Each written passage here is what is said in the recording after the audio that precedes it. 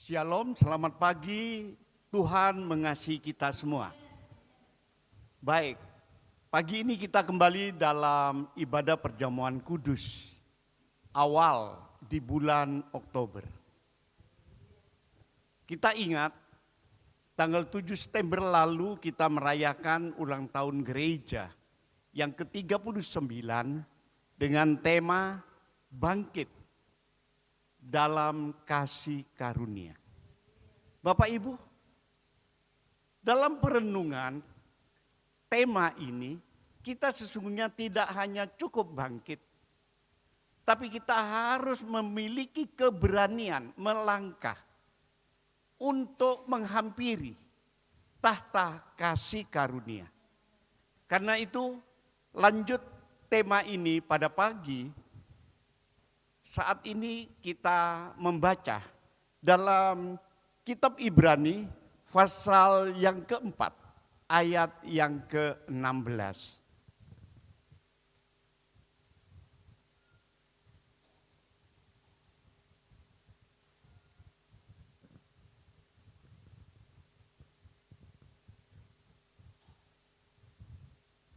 Ibrani pasal yang keempat ayat yang ke-16.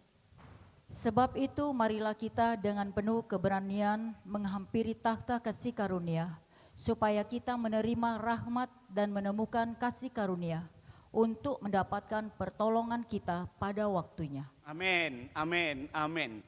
Saya men-tracing kata ayat ini di dalam kalimat. Sebab itu kita penuh keberanian menghampiri tahta kasih karunia. Bapak Ibu yang dikasihi oleh Tuhan, ayat ini kait mengait dengan bagaimana misi Yesus yang datang ke dunia untuk menebus dosa manusia.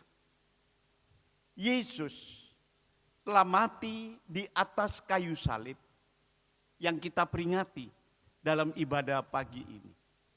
Yesus bangkit, dia hidup. Dia menampakkan diri ke berbagai pihak. Dan pada hari yang ke-40, dia naik ke surga. Dan Alkitab berkata, kita akan baca ulang Ibrani pasal yang ke-4 ayat yang ke-14. Karena kita sekarang mempunyai imam besar agung yang telah melintasi semua langit, yaitu Yesus anak Allah. Amin. Baiklah amin. kita teguh berpegang pada pengakuan iman kita. Haleluya.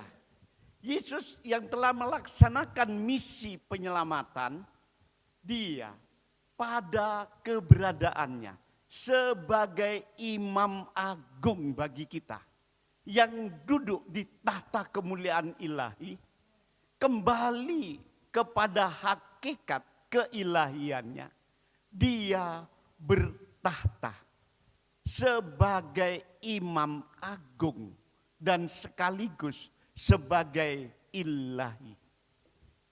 Sebagai imam, dia bertindak membela dan mewakili kita, umat ketebusannya. Saudara dan saya memiliki pembela yang agung di tahta kemuliaan Allah. Kalau kita memiliki imam agung, pembela agung, mari kita harus memiliki keberanian untuk menghampiri tahta kasih karunia. Ya, kasih karunia dalam hakikatnya diposisikan sebagai sebuah kuasa tahta.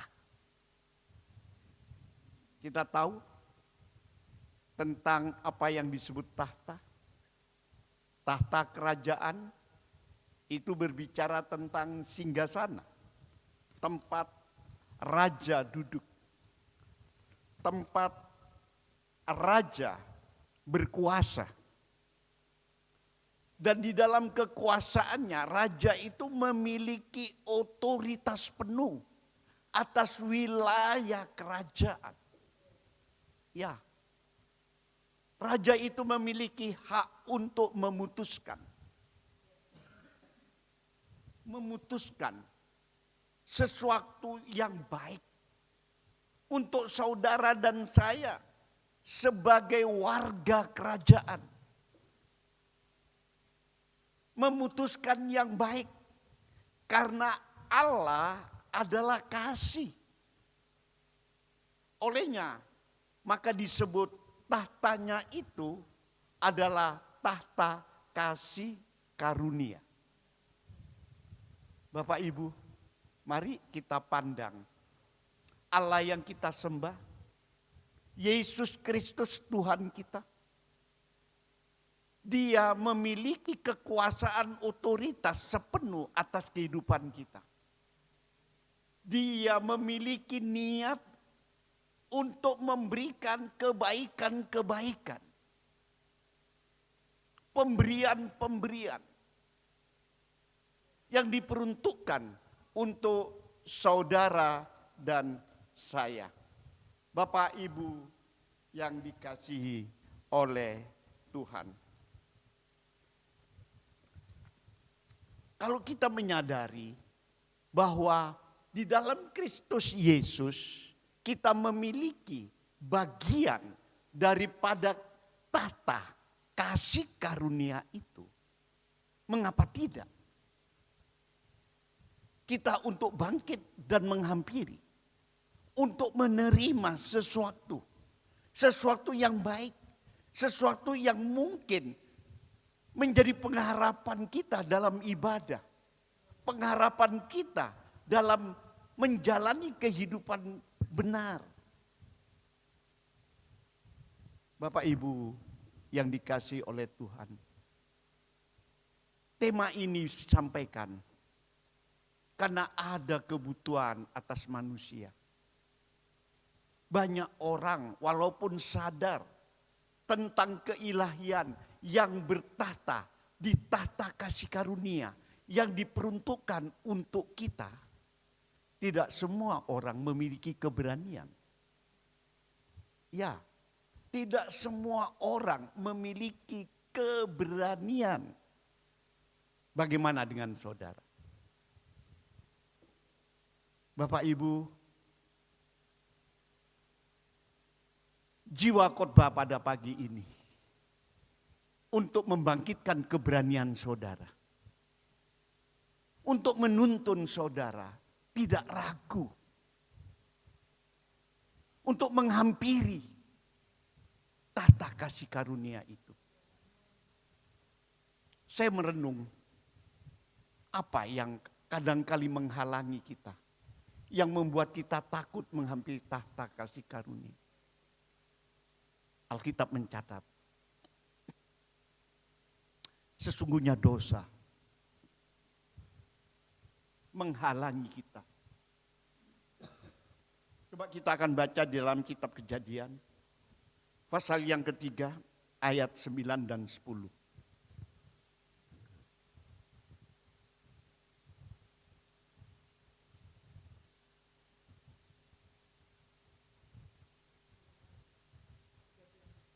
Kejadian 3, pasal 3, ayat 9 dan 10.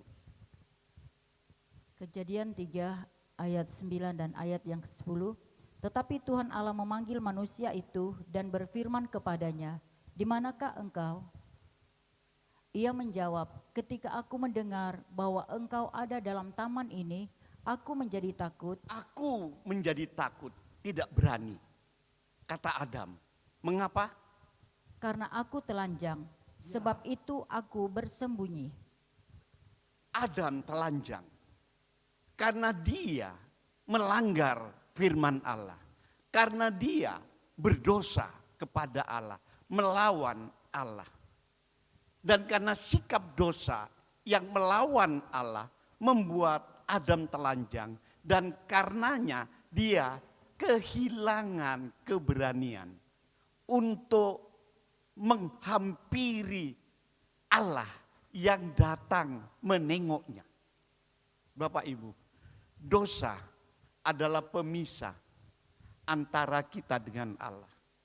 Dosa membuat kita jauh dari kasih karunia Allah. Dosa. Bapak Ibu yang dikasihi oleh Tuhan, biarlah kita mengerti kondisi dosa membawa kita memiliki perasaan takut berhadapan dengan Allah yang kudus. Introspeksi kita.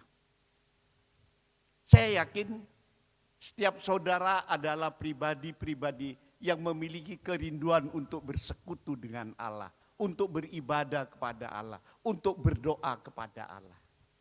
Tetapi ada waktu, bukan? Kita mengalami kondisi jiwa yang kusut, jiwa yang enggan beribadah, jiwa yang malas berdoa, jiwa yang menjauh dari persekutuan. Tanpa disadar, kondisi jiwa yang seperti ini dipengaruhi adanya sesuatu kesalahan dalam kita hidup. Jadi perasaan kita malas ke gereja, perasaan kita malas berdoa, perasaan kita enggan bersekutu, itu adalah tanda-tanda ada sesuatu kesalahan dalam hidup ini. Olehnya kita patut menyadari itu, patut memperbaiki sikap itu untuk kita tetap ada dan berani menghampiri tahta kasih karunia. Bukankah kita membutuhkan pertolongan Allah? Bukankah kita membutuhkan kuasa Allah? Bukankah kita membutuhkan berkat dari Tuhan? Dan segala sesuatu dalam hidup kita sesungguhnya membutuhkan peran Allah dalam memelihara dan menolong kita. Olehnya mari kita akan mengambil langkah sikap untuk berani menghampiri tahta kasih karunia. Ada catatan lain dalam perjanjian baru. Seorang anak muda yang kaya, yang dia merindukan kedamaian dalam jiwa, kepastian keselamatan dalam batin. Dia datang kepada Yesus dan dia berkata, perbuatan baik apa yang harus aku perbuat untuk aku dapat menghampiri surga? Yesus berkata, untuk engkau menggenapi hukum Taurat.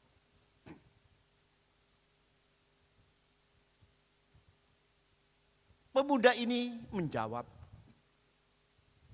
semua itu sudah aku lakukan. Dia tekun dalam ibadah, dia tekun dalam persembahan, dia tekun dalam persekutuan, dia bersikap hidup benar dan baik dan lain sebagainya. Tapi jawab Yesus dikatakan di dalam kitab Matius ya, 19 ayat 20 dan 21. Di sana dikatakan, jika engkau ingin sempurna, juallah sesuatu yang kau miliki. Lalu pemuda ini dengan sedih, dia pergi meninggalkan Yesus. Dia pergi, dia batal menghampiri Yesus. Dia batal menerima kasih karunia. Karena hartanya banyak. Keterikatan oleh harta benda dunia. Manusia pun adalah gagal untuk menghampiri tahta kasih karunia. Ada banyak alasan-alasan tertentu. Pribadi-pribadi jemaat Tuhan gagal datang beribadah. Gagal datang bersekutu. Padahal niat hatinya itu dia menjadikan dirinya untuk menjadi orang yang baik. Orang yang bertakwa. Orang yang memiliki jiwa amal dan seterusnya. Tapi ada sesuatu yang masih mengikat jiwanya. Ini pun yang menghambat kita untuk sampai ke tahta kasih karunia. Ini hal yang kedua. Dan yang ketiga, satu kisah yang tidak asing, satu kisah yang mungkin terlalu sering kita dengar. Tetapi cerita ini kadangkali menjadi berita sambil lalu dalam pikiran kita. Tidak membuat kita mengalami perubahan sikap. Olehnya saya perlu membaca ayat ini untuk saudara dan saya. Lukas pasal yang ke-15 ayat 12 dan 13.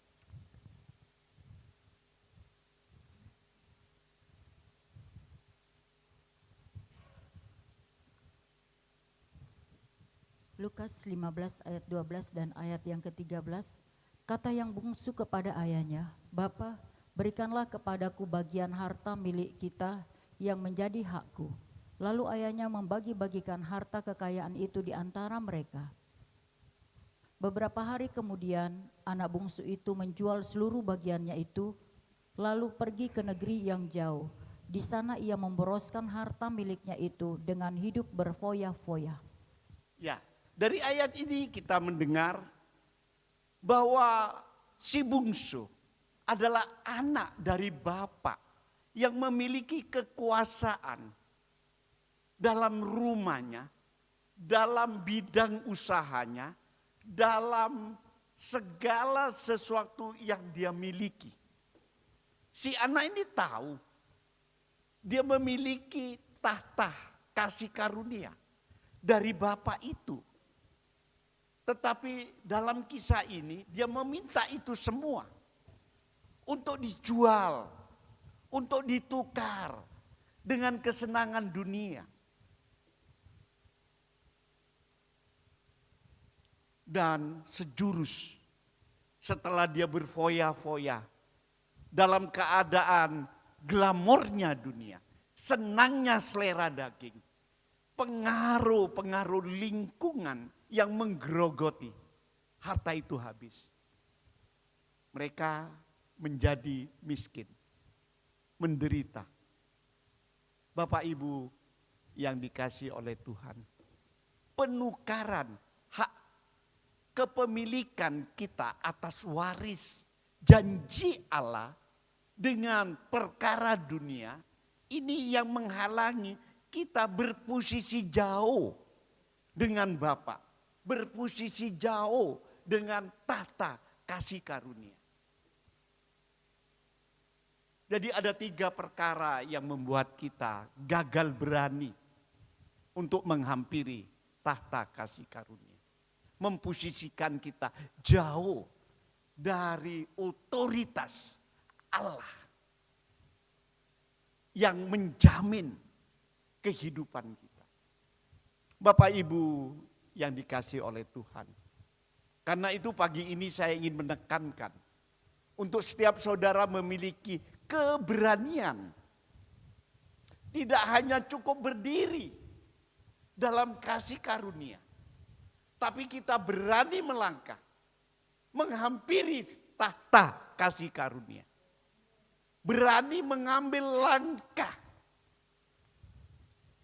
mendekatkan diri, menerima, menikmati kasih karunia. Ingat, kasih karunia itu adalah hak kita. Kasih karunia itu diperuntukkan untuk saudara dan saya. Firman Tuhan berkata, kalau Allah Bapa telah menyerahkan Yesus Kristus bagi saudara dan saya, apatah lagi segala sesuatu yang kita butuhkan, pasti dan pasti itu disediakan, diperuntukkan untuk saudara dan saya sebagai sesuatu yang berharga, yang harus dapat kita terima dan kita nikmati.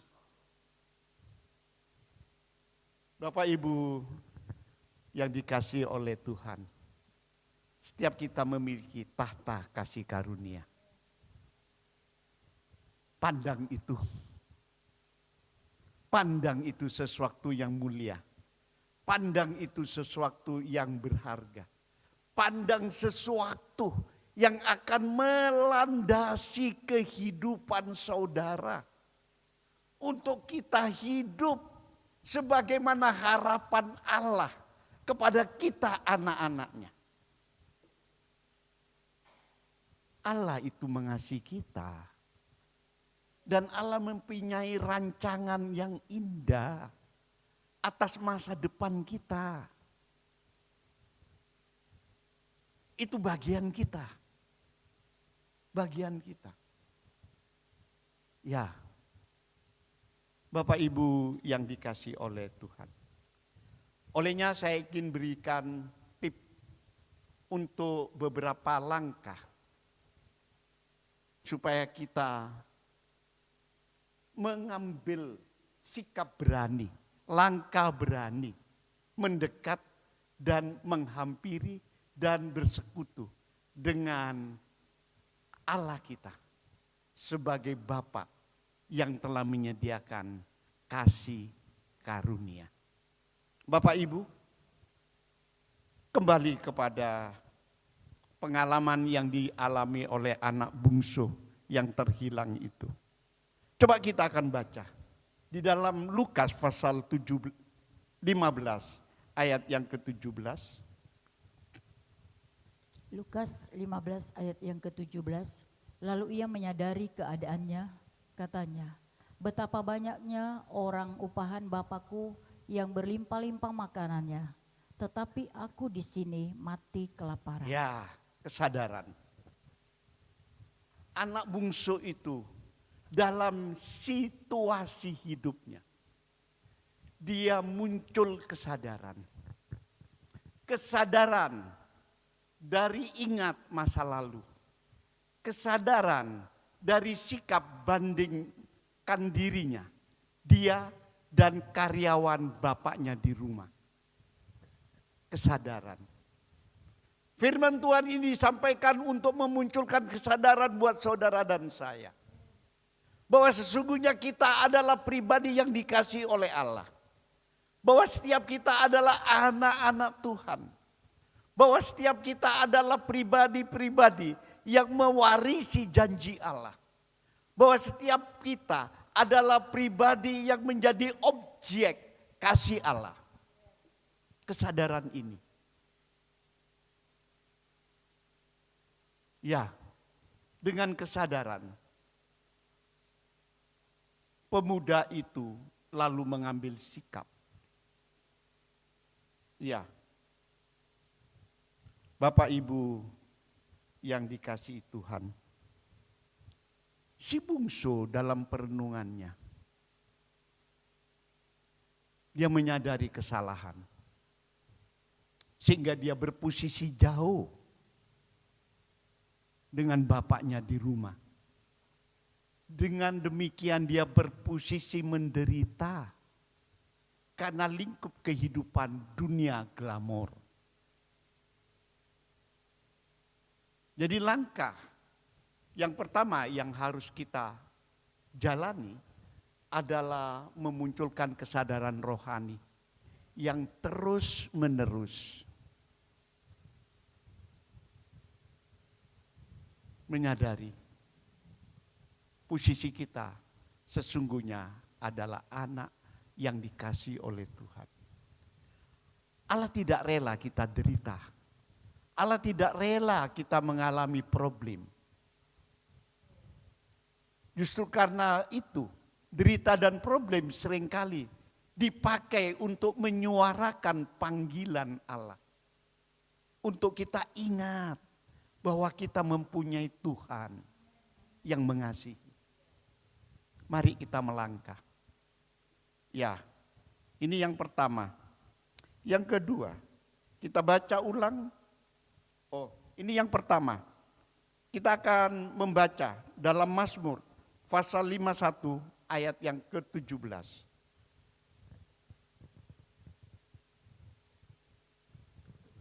Mazmur 51 ayat yang ke-17.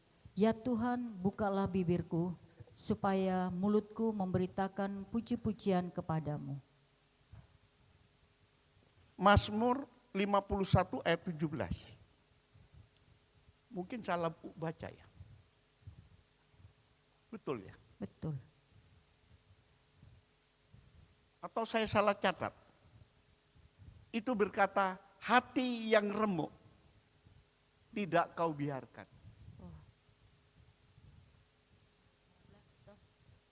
Coba multimedia.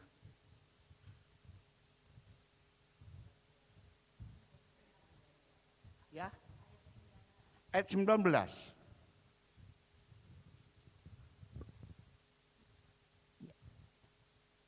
Mazmur 51 ayat yang ke-19, korban sembelihan kepada Allah ialah jiwa yang hancur, hati yang patah dan remuk.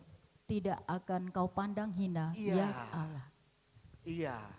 Atas kesadaran saudara terhadap dosa kita, atas kesadaran saudara, atas kekurangan, kelemahan, atas pemberontakan kita, dan kita menjadi hancur hati, penuh penyesalan, itu tidak diabaikan, tidak dibiarkan oleh Allah. Itu dihargakan. Ya, karenanya jangan takut. Penyesalan yang positif itu terus ada dan menguasai jiwa kita. Karena dengan itu kita pasti nantinya terdorong untuk melangkah. Melangkah dengan kesadaran bahwa kita sudah jauh dari Allah. Melangkah untuk mendekat. Ya ini. Yang kedua, ayat yang ke-20. Lukas pasal 15, ayat yang ke-20. Lukas 15 ayat yang ke-20, maka bangkitlah ia dan pergi kepada bapaknya. Ketika ia masih jauh, ayahnya telah melihatnya, lalu tergeraklah hatinya oleh belas kasihan.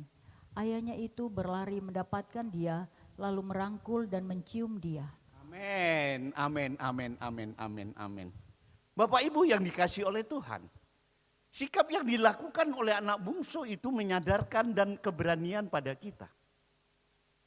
Yang tadinya anak itu takut. Dan dia berkata, aku tidak layak lagi disebut anak bapak. Takut bukan? Tapi karena dia didorong oleh kesadaran bahwa dia tidak enak hidup. Dia menderita hidup karena jauh dari bapak. Dia memberanikan diri pulang, melangkah, entah langkah yang keberapa. Bapak Ibu yang dikasihi Tuhan, Alkitab berkata, sesungguhnya tiap hari Bapak itu ada di ambang pintu, memandang dalam kejauhan, mungkin datang melangkah ke halamannya, untuk lebih jauh dapat memandang. Saat dilihat, suatu hari anaknya itu datang, walaupun rupa tidak lagi semarak, karena bajunya sudah compang-camping, wajahnya kusut, tubuhnya kurus, bapak tetap bapak mengenal dia adalah anak. Bapak, Ibu yang dikasih oleh Tuhan, Bapak sangat mengenal saudara. Setiap kita dikenal.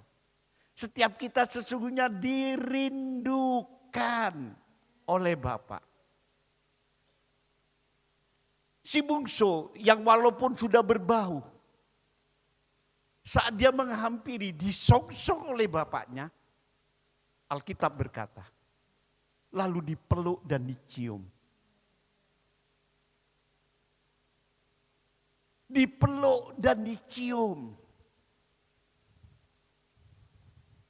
Dipeluk dan dicium. Apa arti? anak itu diterima sepenuh.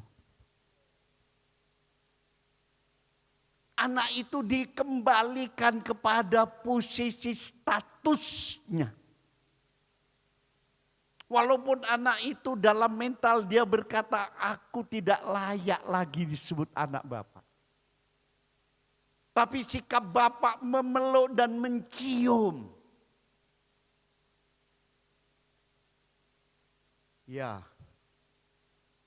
sedosa apapun manusia, sebejat apapun manusia, tidak membuat perubahan kasih Bapa. Saudaraku yang kasih, ingat ini posisi saudara. Ini status kita. Anak Tuhan. Anak Allah.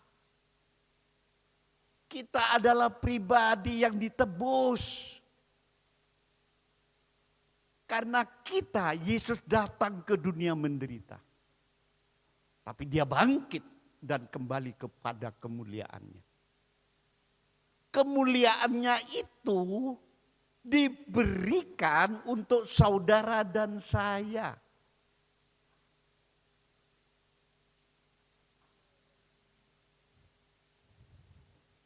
Bapak Ibu yang dikasihi oleh Tuhan.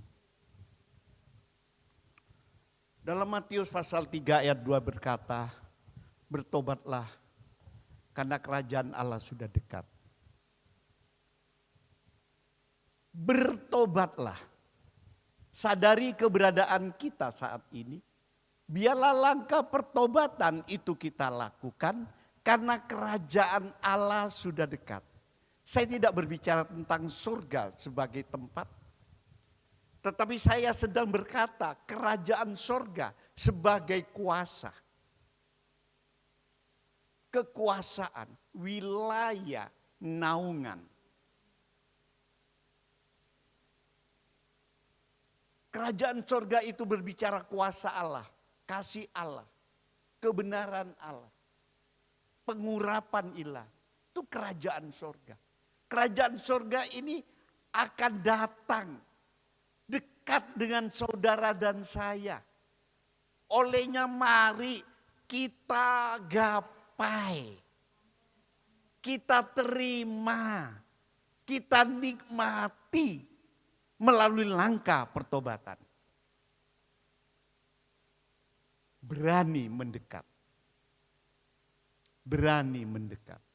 Ada banyak kesaksian. Seseorang yang tadinya sudah hidup terpuruk karena kebejatan moral dan seterusnya.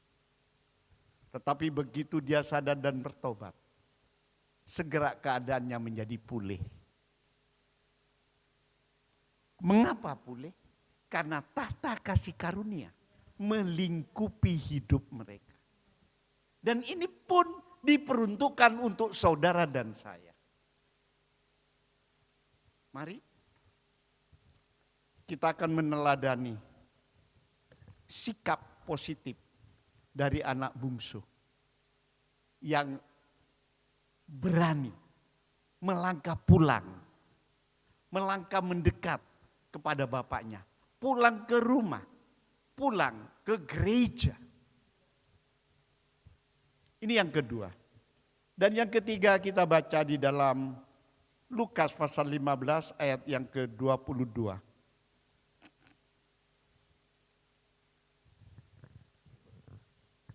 Lukas 15 ayat yang ke-22. Tetapi ayah itu berkata kepada hamba-hambanya, lekaslah bawa kemari jubah yang terbaik, pakaikanlah itu kepadanya dan kenakanlah cincin pada jarinya dan sepatu pada kakinya. Haleluya.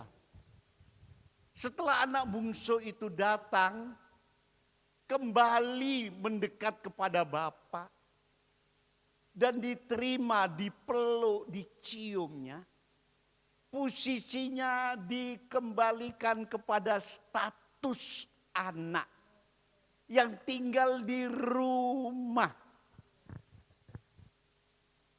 Bapak Ibu,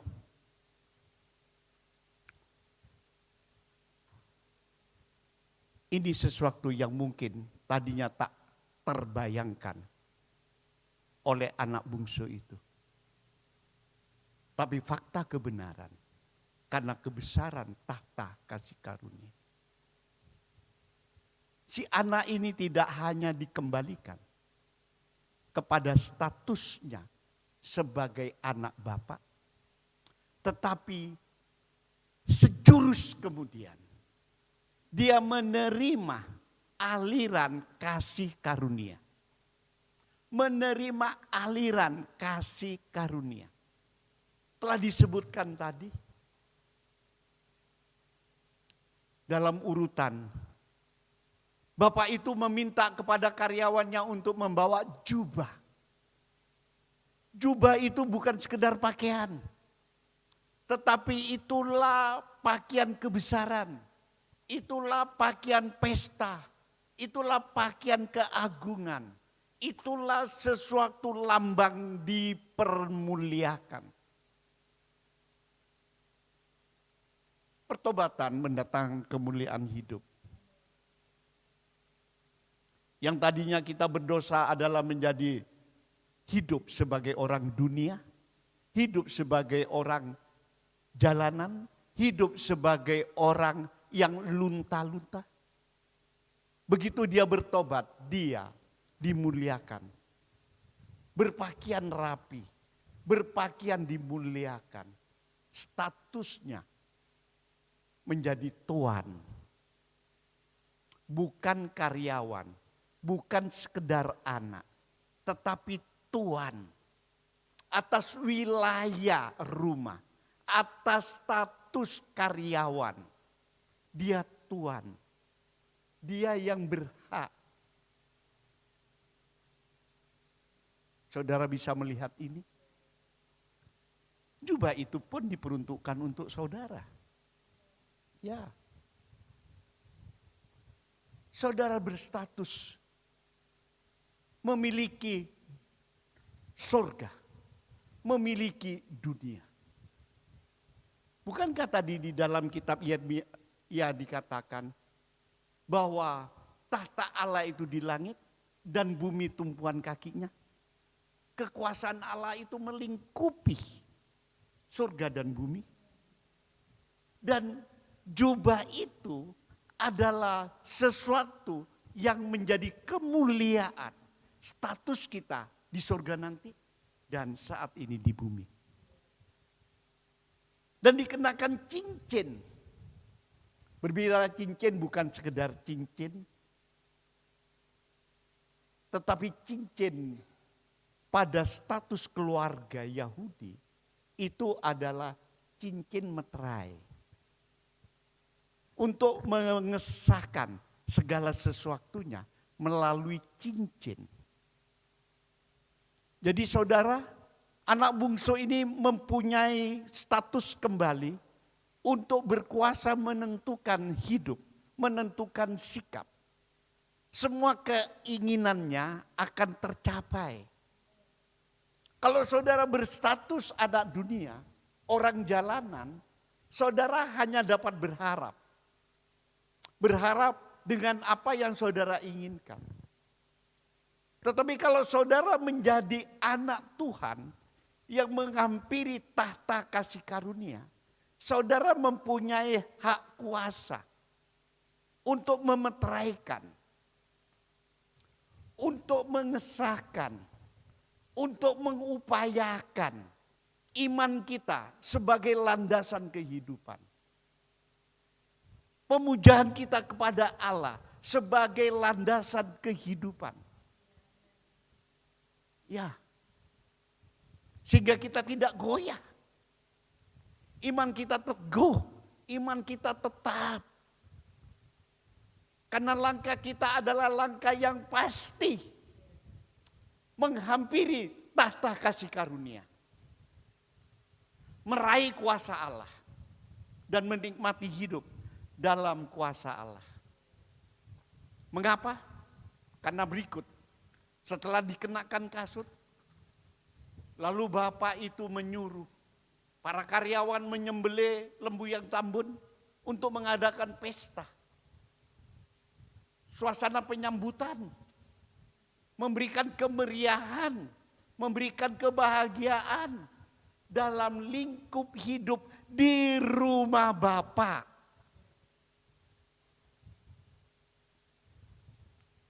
Sebagai orang Kristen, sebagai jemaat gereja, sesungguhnya ada jaminan yang dapat kita nikmati sebagai suasana pesta dalam hidup.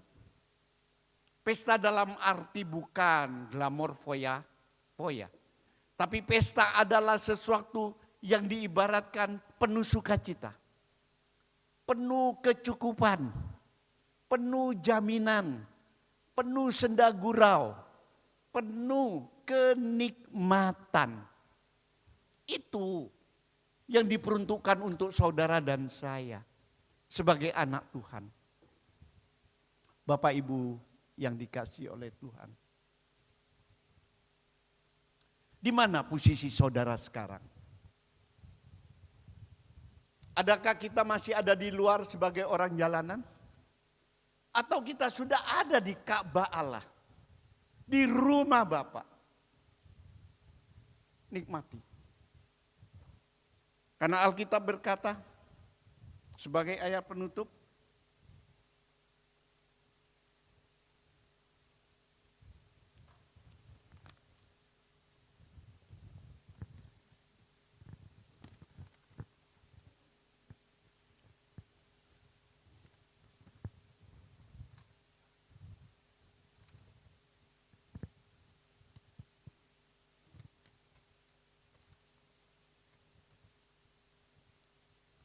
Lukas pasal 15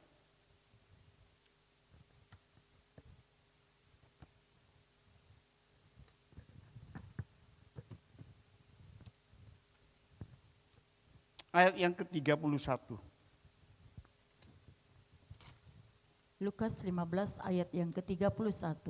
Kata ayahnya kepadanya, "Anakku, engkau selalu bersama-sama dengan aku, dan segala kepunyaanku adalah kepunyaanmu." Amin.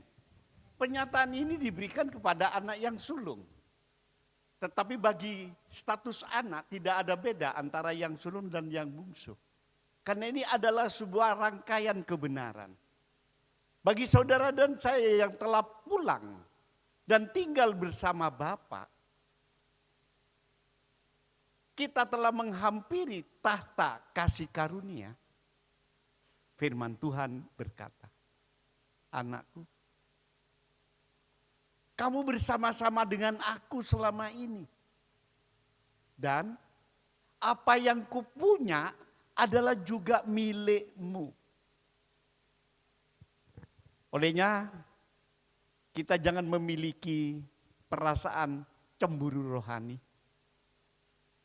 terhadap sesuatu yang Tuhan berikan kepada saudara seiman kita yang telah menikmati hidupnya. Karena setiap kita pun sama memiliki hak. Tentu porsinya beda-beda. Ya, karena itu sesuai kebijakan Allah yang mengetahui akan segala keberadaan dan kebutuhan kita. Tapi status kita, perasaan bahagia, perasaan suka, itu tidak terukur semata oleh harta benda. Tapi nilai kebahagiaan sebagai anak Tuhan dan hak untuk menerima segala sesuatu kebaikan tahta kasih karunia itu diberikan sama. Diberikan juga untuk saudara dan saya. Karenanya mari kita akan meraih tahta kasih karunia Allah yang telah diperuntukkan untuk saudara dan saya. Sekali lagi saya himbau, hampirilah hampirilah tahta kasih karunia dan nikmati segala kebaikan Bapakmu di surga. Tuhan menyertai saudara dan saya. Mari kita akan menghampiri sakramen perjamuan kudus. Kepada petugas, saya undang maju dan melayani.